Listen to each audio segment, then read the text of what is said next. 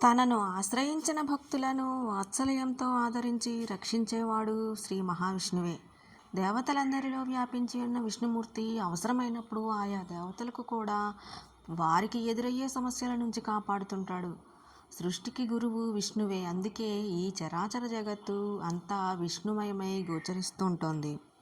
విష్ణువు అనే పదానికి అంతటా వ్యాపించి ఉన్నవాడు అనే అర్థం. మహావిష్ణువు ప్రకృతి స్వరూపిణి అయిన శ్రీదేవిని వక్షస్థలాన ధరించి తనను ప్రార్థించిన భక్తులకు అష్టైశ్వర్యాలను ప్రసాదించే ఐశ్వర్యప్రదాయకుడు. సకల జగత్తుకు మహారాజ్ఞి అయిన శ్రీ మహాలక్ష్మీదేవి ఒక్క క్షణం కూడా ఆ స్వామిని విడిచి ఉండదు. అందుకే నిత్యం ఆయన పూజలు జరిగే ఇంట్లో ఐశ్వర్యలక్ష్మి కొలువై ఉంటుంది. ఏదైనా దైవకార్యం ప్రారంభించే ముందు అచ్యుతాయ నమః, అనంతాయ నమః, గోవిందాయ నమః అంటూ మహావిష్ణువుని ప్రార్థించటం పరిపాటి. అచ్యుత, అనంత, గోవింద నామాలు విషహరాలు, అంటే విషప్రభావాన్ని నాశనం చేస్తాయి. సాగరమథన సమయంలో లోకక్షేమం కోరిన పరమశివుడు ఆ కాలకూట విషయాన్ని 3 ఉండలుగా చేసుకుని పై 3 మంత్రాలను పఠిస్తూ స్వీకరించాడట. అలాగే ఇప్పటికీ చాలా చోట్ల భోజనం చేస్తున్నప్పుడు గోవిందనామస్మరణం చేయడాన్ని చూడగలం.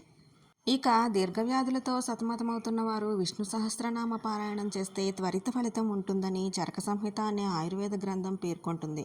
ఆ స్వామి నామస్మరణ అంతటి ప్రభావవంతమైనది.